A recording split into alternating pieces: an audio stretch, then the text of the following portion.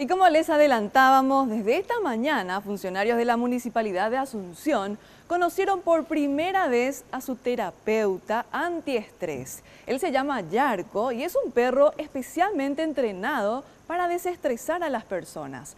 Recordemos que la Junta Municipal de Asunción dispuso que perros como Yarko trabajen con los funcionarios para combatir el estrés que, como sabemos, no solo produce efectos nocivos a la salud, sino también reduce la productividad.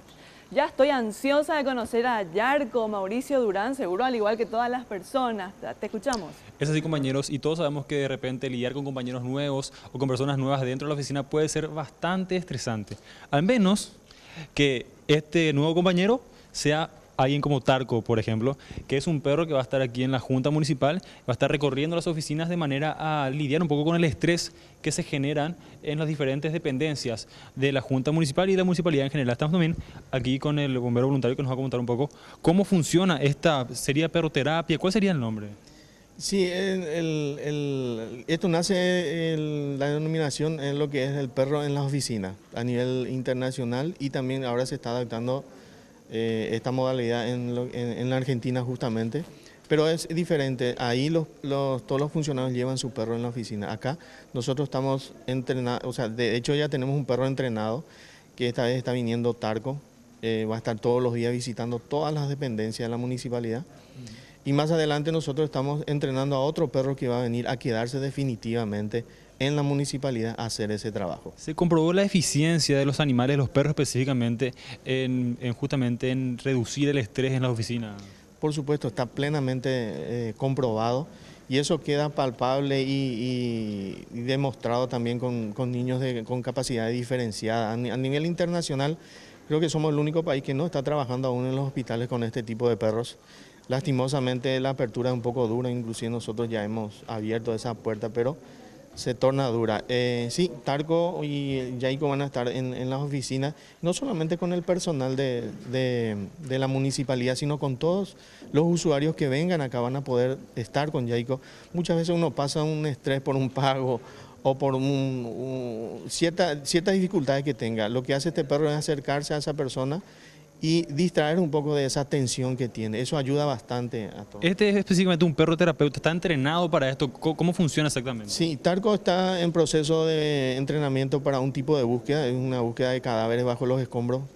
Su actitud y su forma de trabajo también nos dio esa pauta de que puede ser entrenado para terapia. Es así que hace un mes y medio está trabajando con niños, inclusive visitando las escuelas.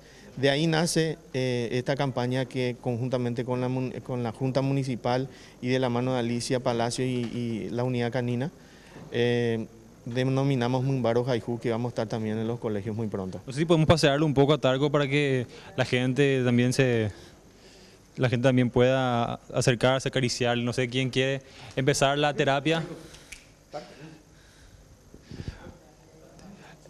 Bueno, ahora están todos muy tímidos, compañeros, pero cuando llegó Tarco, prácticamente todos le rodearon, estuvieron jugando ya con él, se estuvo paseando inclusive por las oficinas. ¿Cuál es el sentimiento que te produce de repente también estar con un animal acá en la oficina? De repente cuando hay un estrés, hay un problema, hay un tema bastante delicado que tocar también.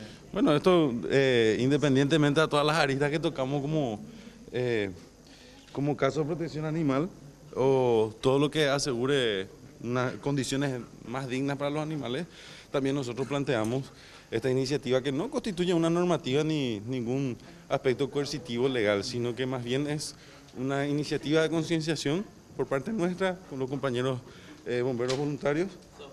Ya le estaba explicando de manera a conciliar el ambiente laboral y eliminar esa carga de estrés que muchas veces tienen los funcionarios en un momento de risa didáctica o un momento didáctico que puede jugar con los animalitos, ¿verdad? Independientemente a la cuestión interna, por ejemplo, el reglamento interno en una empresa privada o en otras instituciones, yo creo que cada institución o cada empresa ya estaría determinando las condiciones de cómo las personas pueden conciliar su ambiente laboral, llevando a sus mascotas o que la empresa ponga una mascota a disposición de sus funcionarios, ¿verdad?